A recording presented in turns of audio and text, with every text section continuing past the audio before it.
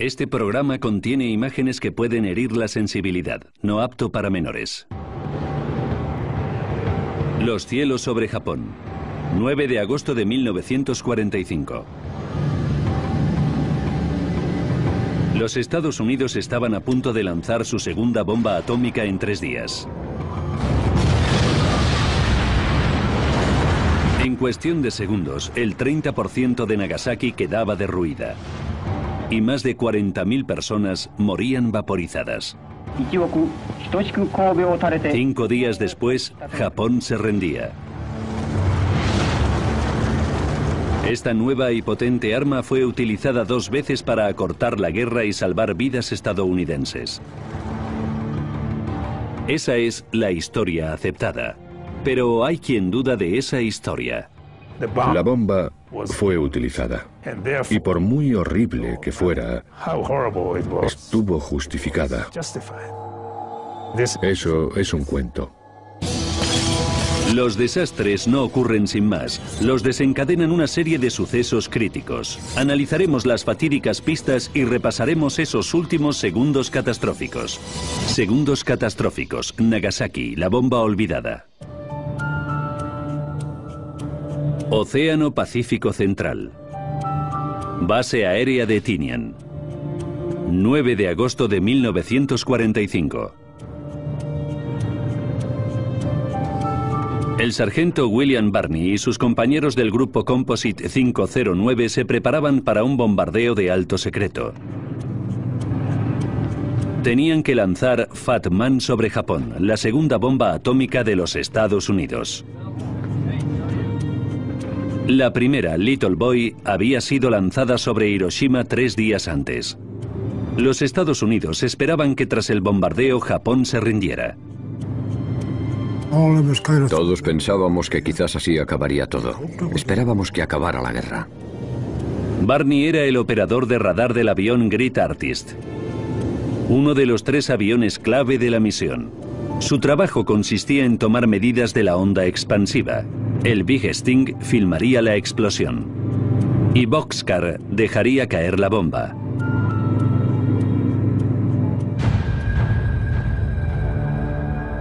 A 2.500 kilómetros de distancia, en la isla de Japón. Durante 8 meses y medio, las fuerzas aéreas estadounidenses habían arrasado las principales ciudades con multitud de bombardeos aéreos.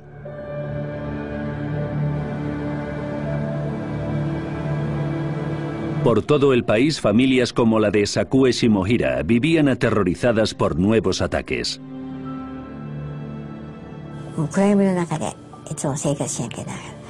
A menudo dormíamos en el refugio antiaéreo, pero la noche del 8 dormimos por primera vez desde hacía mucho tiempo en casa. 2 de la madrugada y 49 minutos.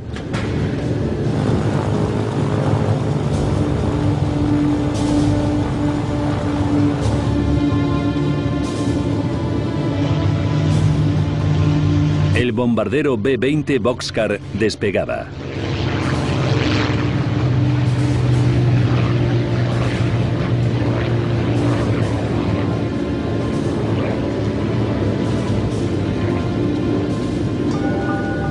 Su piloto, el mayor Sweeney, era el líder de la misión.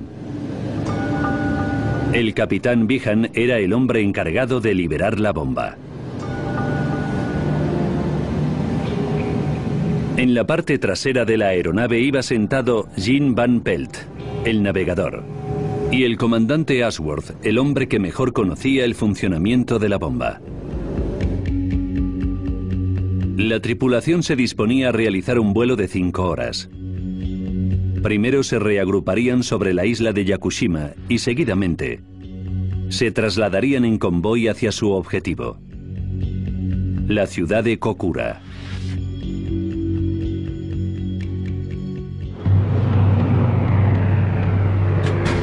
Siete y 50 minutos de la mañana. Un avión estadounidense sobrevolaba la casa de Sakue.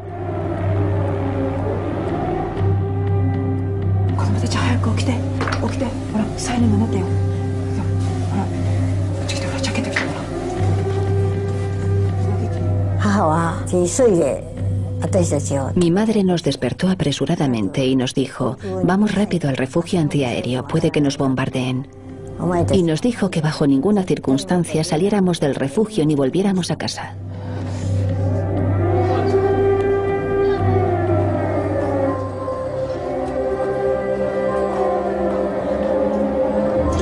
A unos cuantos kilómetros, Samiteru Taniguchi, de 18 años, repartía cartas.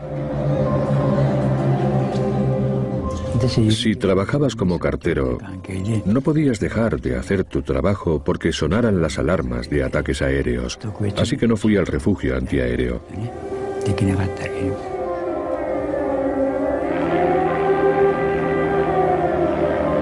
Era un avión de reconocimiento comprobando la climatología, no un bombardeo. La alarma de ataque aéreo se levantaba y la gente empezaba a salir de los refugios. Pero intranquila, la madre de Sakue les había ordenado a ella y a su hermana quedarse allí.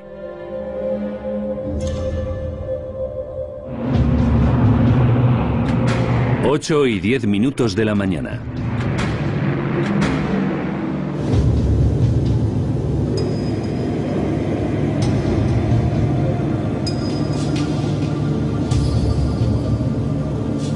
Boxcar se aproximaba a la isla de Yakushima.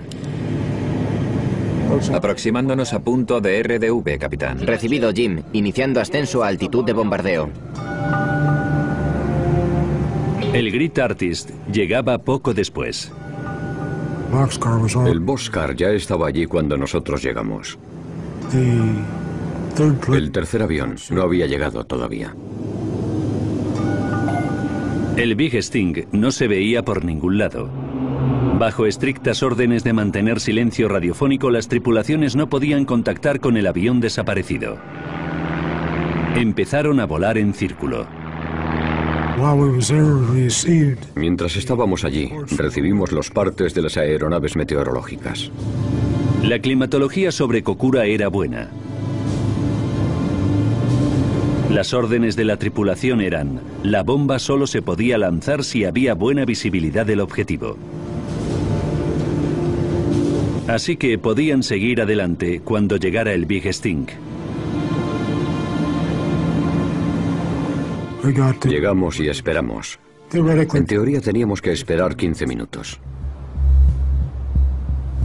Mientras tanto, a 276 kilómetros de distancia en Nagasaki, Sakue, que por entonces tenía 10 años, seguía en el refugio antiaéreo con su hermana y su sobrino. Nos sentamos en las esterillas de bambú y estábamos muy tranquilos. 8 y 50 minutos de la mañana. Boxcar y Great Artist llevaban haciendo círculos 40 minutos. Un problema con el depósito de combustible hacía que el tiempo de vuelo del Boxcar fuera limitado. Y era el que llevaba a Fat Man en su compartimento de bombas. Cada segundo que esperaban quemaban valiosísimo combustible. ¿Por qué esperamos? Hopkins, no hay señales de Big Sting todavía. Dado que Big Sting solo transportaba equipamiento de grabación, no había necesidad de que los otros dos aviones esperaran. Sweeney tenía que tomar una decisión. No podemos esperar más. Daba luz verde a Great Artist. Ambos aviones se dirigían a la ciudad de Kokura a 390 kilómetros de distancia. 9 y 20 minutos de la mañana.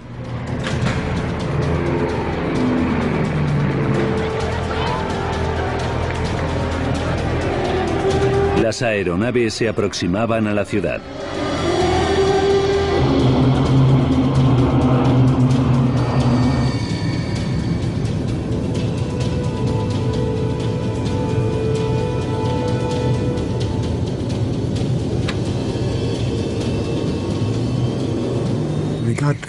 Cuando llegamos a Kokura, el tiempo había empezado a empeorar.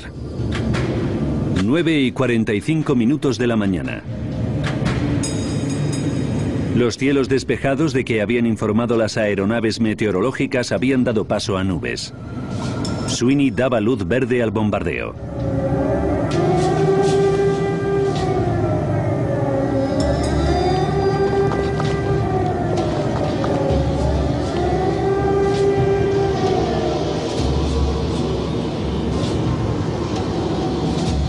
Objetivo no visible. Hicimos 3 intentos y no teníamos visibilidad. 10:30 de la mañana. Sweeney abortaba el ataque a Kokura. La fallida misión había agotado 45 minutos de combustible. Jim, llévanos al objetivo secundario, Nagasaki. A 156 kilómetros, Nagasaki. La ciudad donde vivían Sakue y Sumiteru. ¿Cuál es el estatus de combustible? Solo 1.500 galones, señor.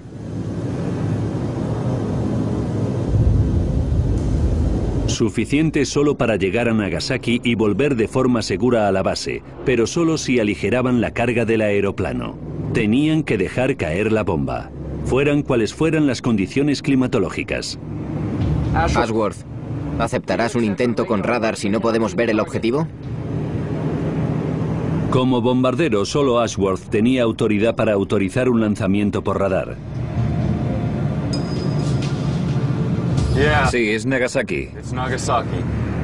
¿Por radar o visualmente? La lanzamos.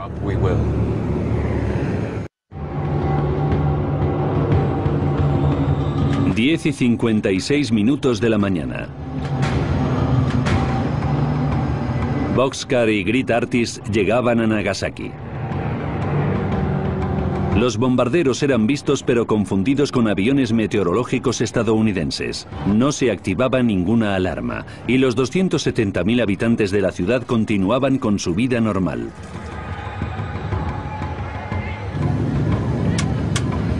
Sweeney daba luz verde al bombardeo por señal de radar.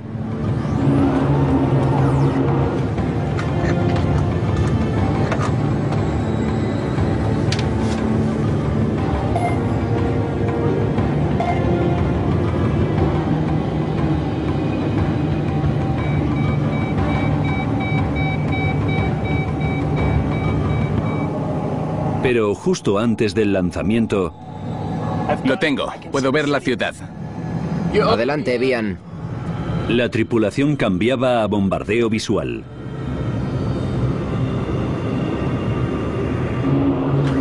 Las 11:02.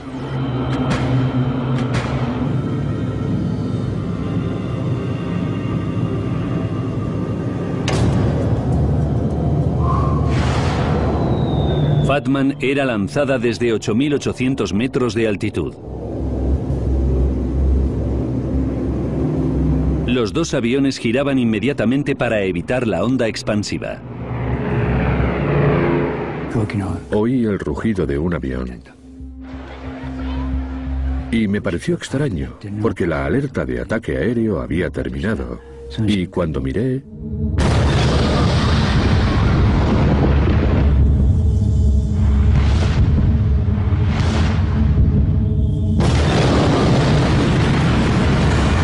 Con una detonación de 22.000 toneladas de TNT, Fatman generó más de 4.000 grados centígrados de calor y se extendió a 1.000 kilómetros por hora por toda la ciudad.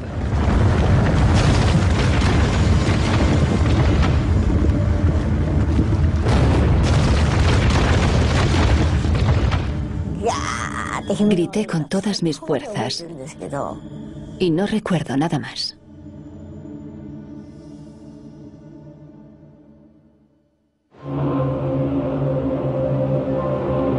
El Grit Artist volaba en círculo sobre Nagasaki grabando los efectos inmediatos de la explosión. Salimos todos, miramos arriba y lo vimos. La nube atómica no dejaba de hincharse. Y había un rastro de humo que iba desde la base a la parte superior. En Nagasaki, silencio absoluto. Casi 7 kilómetros cuadrados de la ciudad habían quedado reducidos a escombros. Más de 40.000 hombres, mujeres y niños murieron vaporizados.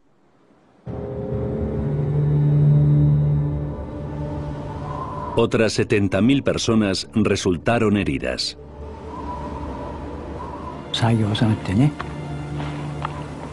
Me levanté y miré a mi alrededor. Y había llegado a todos lados.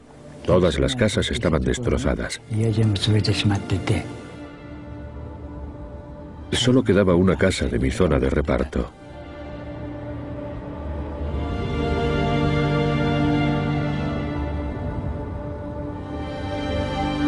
En el refugio, Sakue recuperaba el conocimiento. El túnel estaba lleno de gente con los ojos salidos de las órbitas y colgándoles sobre la nariz.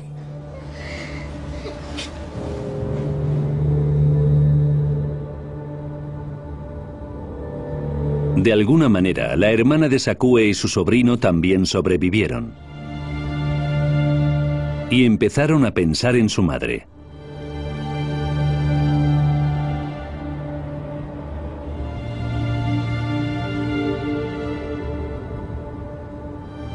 La ciudad estaba llena de cuerpos quemados. Este cuerpo con el diente de oro debe de ser mamá, pensé. Oh, mamá. Y lloré tocándole la mano. Pero cuando la toqué, su cuerpo se desmenuzó.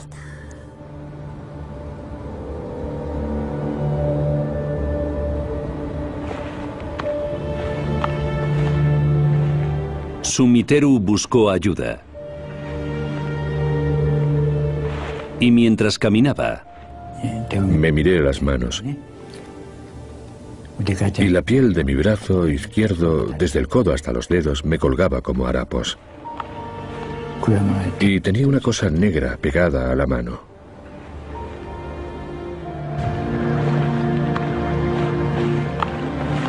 Más de 100.000 personas perdieron la vida instantáneamente por las bombas atómicas que se lanzaron sobre Nagasaki e Hiroshima 3 días antes.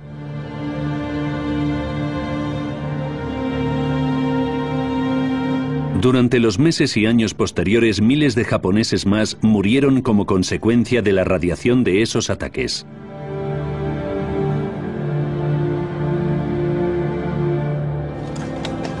Cinco días después de Nagasaki, el presidente estadounidense Harry Truman convocaba una rueda de prensa. Esta tarde he recibido un mensaje del gobierno japonés. Considero esta respuesta una total aceptación de la Declaración de Potsdam que especifica la capitulación incondicional de Japón.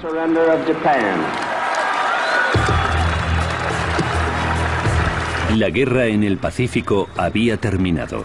Las dos bombas nucleares parecían haber hecho su trabajo. Evidentemente, según los Estados Unidos, fueron necesarias para evitar una invasión terrestre que podía haber costado decenas de miles de vidas estadounidenses. Esa es la historia aceptada. Pero tras 10 años escudriñando los archivos estadounidenses, rusos y japoneses, el historiador y escritor Tsuyoshi Hasegawa ha llegado a una conclusión muy diferente. La bomba se utilizó para salvar vidas americanas. Y por muy horrible que fuera, estaba justificada. Eso es un cuento. Ahora, repasando los sucesos de esas fatídicas semanas y profundizando en los archivos, revelaremos la verdadera historia de la bomba y su efecto en la rendición de Japón y en el final de la Segunda Guerra Mundial.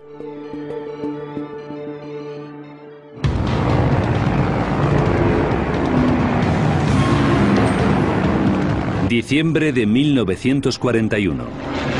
Japón iniciaba un ataque sorpresa contra la flota estadounidense en Pearl Harbor.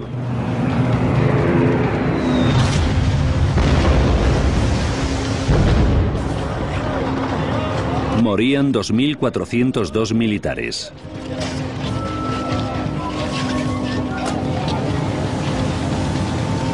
Era la salva inaugural de una batalla que se extendería por el Pacífico durante 4 años.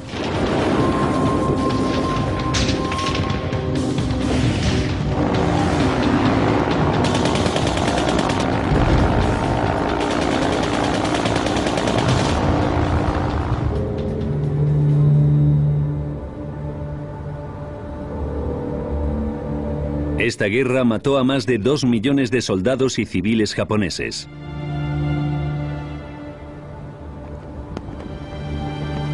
Y al menos a 100.000 soldados estadounidenses. Los estadounidenses querían terminar la guerra lo antes posible.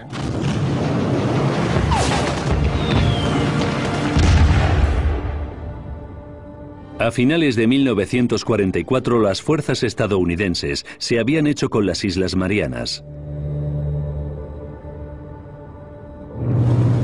Ahora tenían pistas a distancia de bombardeo de tierra firme japonesa, permitiéndoles devastadores ataques aéreos contra los centros industriales y ciudades densamente pobladas del enemigo. Más de 60 de ellas quedaron reducidas a cenizas. Esperaban que esto obligara a Japón a rendirse. En cambio, los japoneses pusieron en marcha el plan Ketsugo, u Operación Decisiva. Esta operación, Ketsugo, fue una operación horrible porque estaba diseñada para convertir a todos los soldados, a todos los civiles en kamikazes. La idea era hacer todo el daño posible para romper la moral estadounidense. Los líderes militares sabían que Ketsugo causaría multitud de víctimas en cualquier invasión terrestre de los Estados Unidos. De ahí la decisión de usar la bomba. Durante muchos años se ha hecho creer a los americanos que la única opción era o la bomba o la invasión.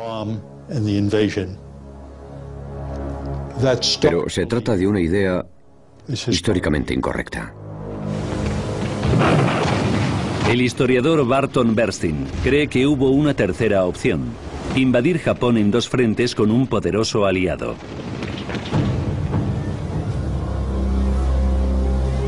Desde 1943, los estadounidenses habían intentado persuadir a sus aliados rusos para que rompieran su pacto de neutralidad con los japoneses. Un ataque con dos frentes por parte de América y Rusia hubiera obligado a Japón a extender más sus tropas. La entrada soviética en la guerra podía acelerar el final de la guerra y reducir el número de bajas en las fuerzas estadounidenses. En julio de 1945, el presidente estadounidense Truman se reunía con sus aliados soviéticos y británicos en Potsdam, en la Alemania derrotada, para discutir la posguerra europea y el final de la Guerra del Pacífico. Stalin reveló que la Unión Soviética iba a participar en la guerra contra Japón el 15 de agosto. Truman esperaba que la guerra terminara cuando Rusia se uniera a la invasión. Esa misma noche escribió en su diario: Stalin se unirá a la guerra contra Japón el 15 de agosto. Derrotaremos a los japoneses entonces. Una invasión terrestre de Japón era ahora una opción viable. América tenía lo que quería. Japón sería derrotado en dos frentes y las bajas estadounidenses se minimizarían. Pero Hasegawa cree que justo cuando consiguió que los rusos participaran, Truman cambió de opinión. En Potsdam, el conflicto entre las potencias occidentales y la Unión Soviética se hizo muy tenso por Polonia y Europa del Este. Tras la capitulación de Alemania en mayo de 1945, las fuerzas soviéticas avanzaban hacia Europa del Este. Hicieron un enorme y flagrante avance ocupando Alemania Oriental, los países bálticos, Polonia, Checoslovaquia, Rumanía y Bulgaria. Crecía el poder de Rusia. Demasiado para Estados Unidos. Truman y sus asesores temían que si los soviéticos participaban en la guerra en Extremo Oriente, se harían también con enormes áreas de Asia. Truman se enfrentaba a un dilema: si dar o no la bienvenida a los soviéticos a la guerra. La entrada de los soviéticos en la guerra evidentemente salvaría vidas estadounidenses, pero al mismo tiempo permitiría la expansión soviética. Truman tenía un aliado en quien no confiaba, pero vio la oportunidad de finalizar la guerra antes de que Rusia participara y demostrarles la tecnología militar de que disponían los Estados Unidos, con armas nucleares. Una bomba estaba lista y la otra estaba siendo probada en el desierto de Nuevo México.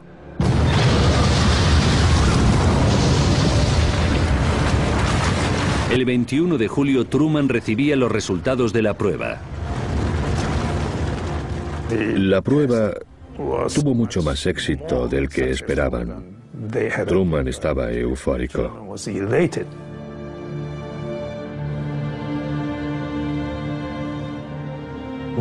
Con la bomba atómica podría acabar la guerra sin los soviéticos.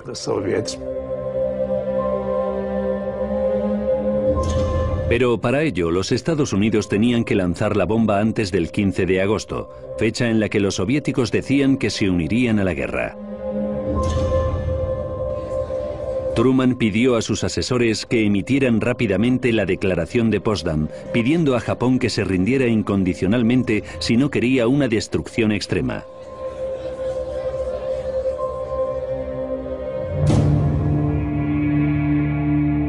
Los líderes japoneses lo ignoraron. Empezaba una carrera entre la entrada soviética y la bomba atómica.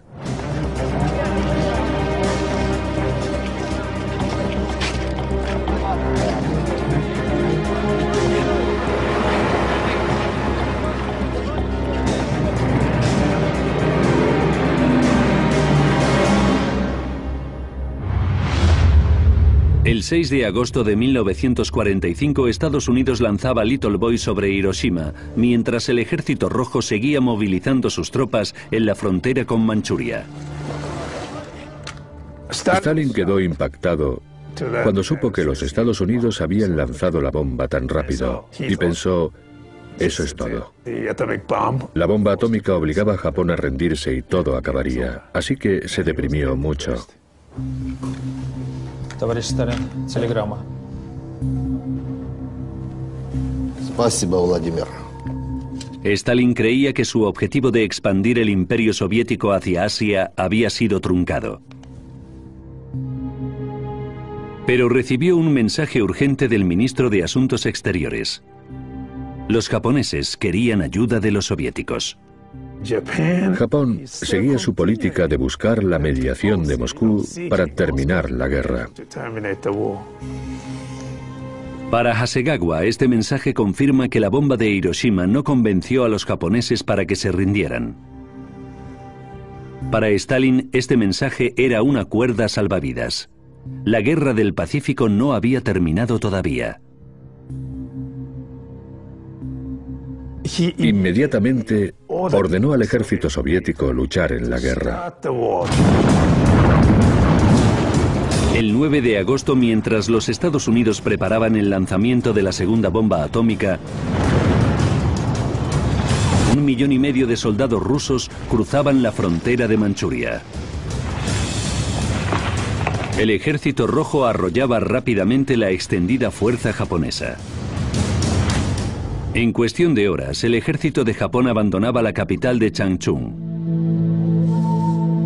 El alto mando japonés convocaba una reunión de emergencia en el búnker situado en los bajos del Palacio Imperial. La entrada soviética en la guerra obligaba al gobierno japonés a barajar la posibilidad de capitulación. Según Hasegawa, esta fue la primera vez que se planteó seriamente la rendición. El Consejo Supremo de Japón estaba formado por 3 miembros partidarios de la paz y 3 miembros partidarios de la guerra. A pesar de tener la marina destrozada, su fuerza aérea era muy eficaz. Sus soldados murieron a miles. Por otra parte, cientos de miles de civiles murieron en los bombardeos. Y por el lanzamiento y explosión de la bomba de Hiroshima, se negaban a rendirse. Todo el mundo se tuvo que sacrificar por la guerra. Si morían, pues era una pena, pero era parte de la guerra. Pero el principal obstáculo del Consejo Supremo eran las condiciones estadounidenses. Nuestra exigencia ha sido y sigue siendo la rendición incondicional. Temían que fuera el fin de su dinastía imperial, la encarnación de la soberanía e identidad de Japón. Interpretaron rendición incondicional como la destrucción del sistema imperial y no lo podían aceptar. El Consejo Supremo quería desesperadamente conservar a su emperador y su sistema imperial, pero los diferentes miembros del Consejo tenían diferentes estrategias para conseguirlo. Los partidarios de la guerra querían infligir todo el daño que fuera posible a los estadounidenses con el plan Ketsugo para que se rindieran a sus condiciones. Los partidarios de la paz querían intentar negociar la paz a través de Rusia. Cuando los soviéticos hicieron realidad la invasión, ambos planes desaparecieron. La entrada soviética en la guerra destrozó totalmente la esperanza de los partidarios de la paz de terminar la guerra con la mediación soviética.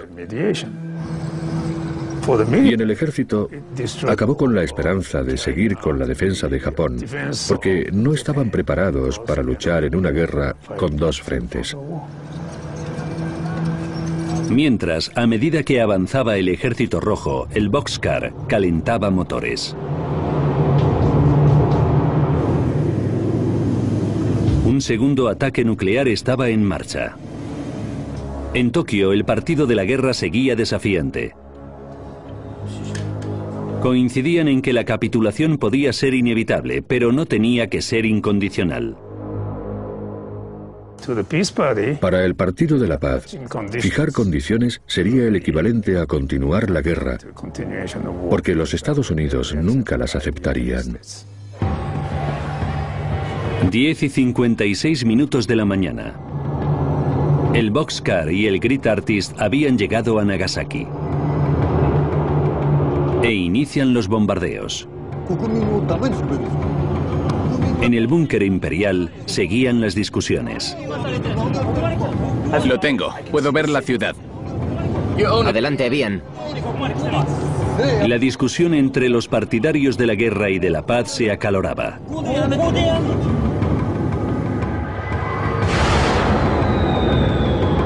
Once y 2 minutos de la mañana.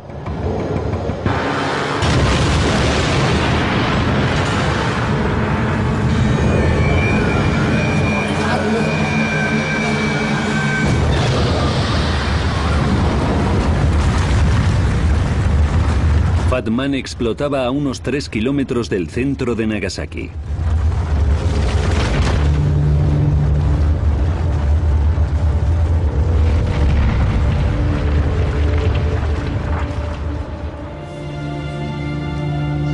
Treinta minutos después, la noticia del bombardeo de Nagasaki llegaba al alto mando. No cambió ninguna dinámica, no influyó en nada. Los dos partidos seguían en desacuerdo en los términos de la rendición. La reunión se suspendía. Parecía que de nuevo el partido de la guerra conseguía posponer la capitulación.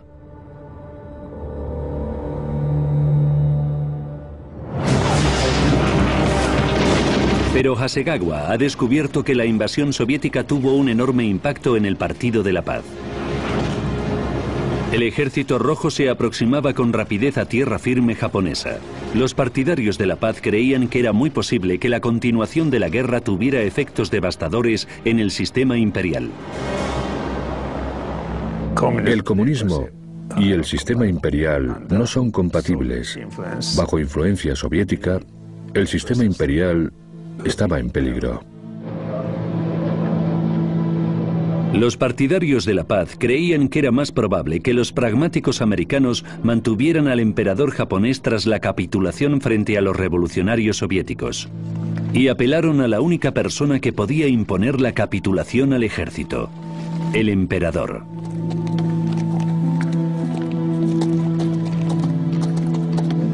Pero convencerle para que hiciera eso no era fácil. Era el testaferro de la campaña militar de Japón. A los soldados japoneses se les enseñaba que su deber era luchar por el emperador, luchar hasta la muerte y no sacar una bandera blanca y rendirse. Que el emperador estuviera a favor de la rendición tendría un efecto devastador.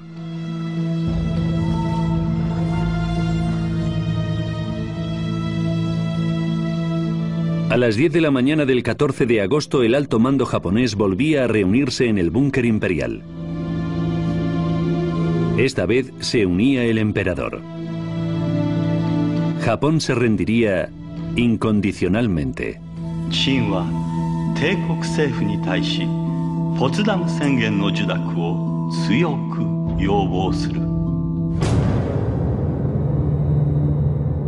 Esto fue un golpe para los miembros partidarios de la guerra.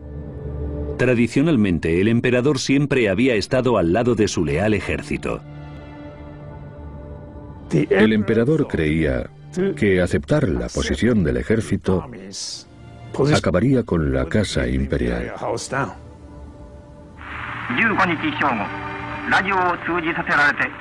El 15 de agosto de 1945, el emperador Hirohito comunicaba la decisión a su pueblo.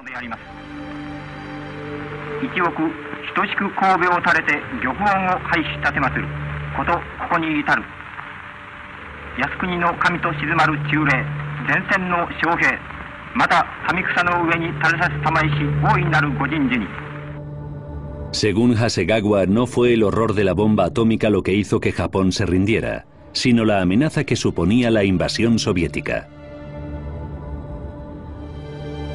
La entrada soviética en la guerra hizo que el emperador se diera cuenta de lo peligroso que era continuar la guerra.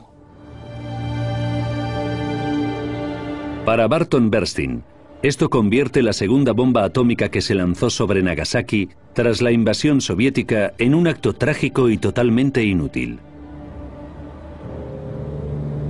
La bomba de Nagasaki no aceleró la rendición de Japón para nada. Por tanto, fue una bomba innecesaria que mató a 60 o 70.000 personas. Ahora, profundizando en los archivos, podemos revelar los sucesos que hicieron que Nagasaki fuera el objetivo de la segunda bomba atómica estadounidense. 19 días para el desastre. Nagasaki parecía librarse de los mortíferos bombardeos estadounidenses. Mientras Sakue Shimohira y su hermana dormían plácidamente, el presidente Truman recibía un informe que confirmaba que Estados Unidos disponía de armas atómicas viables.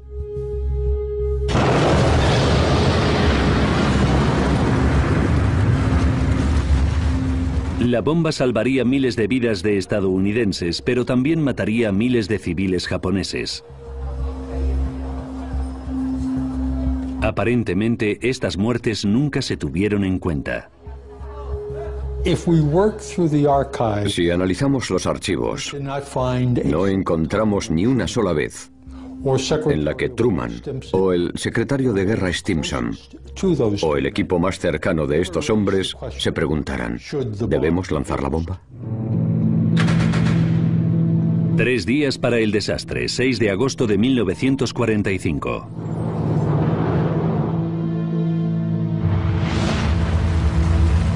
La primera bomba atómica estadounidense era lanzada sobre Hiroshima, acabando con la vida de 80.000 personas. 2 días para el desastre. Los líderes japoneses estaban desesperados por saber si la Unión Soviética podía negociar un cese de hostilidades para evitar la capitulación incondicional japonesa. Conservar su sistema imperial era la principal prioridad. Al igual que los estadounidenses, no tuvieron en cuenta a su propia población civil. Por lo que respecta al ejército, las bajas civiles no importaban demasiado. 12 horas para el desastre. Rusia rechazaba la solicitud de Japón para su mediación y declaraba la guerra. 9 horas para el desastre. Aunque el lanzamiento de otra bomba atómica parecía irrelevante, el bombardero Boxcar despegaba de la base aérea de Tinian llevando a bordo Fat Man, un dispositivo nuclear de 4,9 toneladas. Su objetivo, Kokura o Nagasaki. Parecía inevitable un número de bajas inocentes. Pero los Estados Unidos estaban más interesados en probar su nueva bomba y en llevar la delantera a los soviéticos. En 1945, la Segunda Guerra Mundial se había convertido en una guerra total, en la que las restricciones y limitaciones de ataques a no combatientes se habían ido erosionando progresivamente. Tras años de luchas brutales, cualquier sentimiento normal de humanidad parecía haber desaparecido de ambas partes. 6 minutos para el desastre.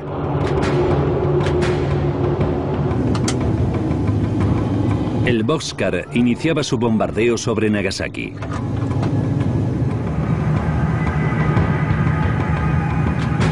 Lanzaban la bomba atómica Fat Man. 43 segundos después, a las 11:02,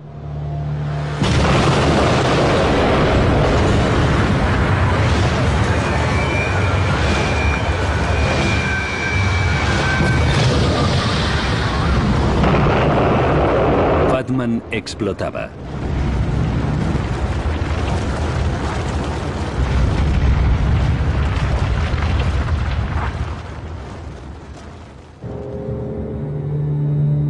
$40.000 personas morían en cuestión de segundos. Miles de personas más morirían de envenenamiento por radiación. Pero para supervivientes como Sakue y Sumiteru, la vida se convirtió en un infierno. Después todo el mundo empezó a discriminarnos. Nos decían cosas como: estáis sucias, no os acerquéis a nosotros.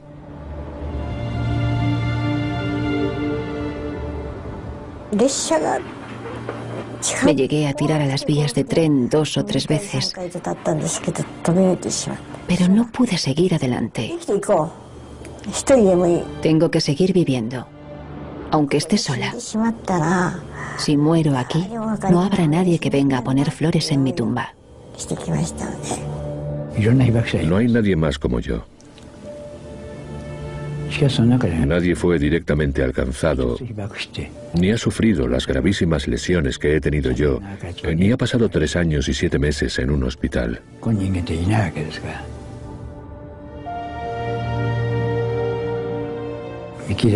Quiero ver el final de las armas nucleares con mis propios ojos. Tengo que vivir hasta entonces. Actualmente 9 países tienen la bomba atómica, incluyendo el estado paria de Corea del Norte y los enemigos declarados Pakistán e India. El arsenal mundial se compone de aproximadamente 20.000 artefactos, suficiente para matar a toda la población humana una y otra vez.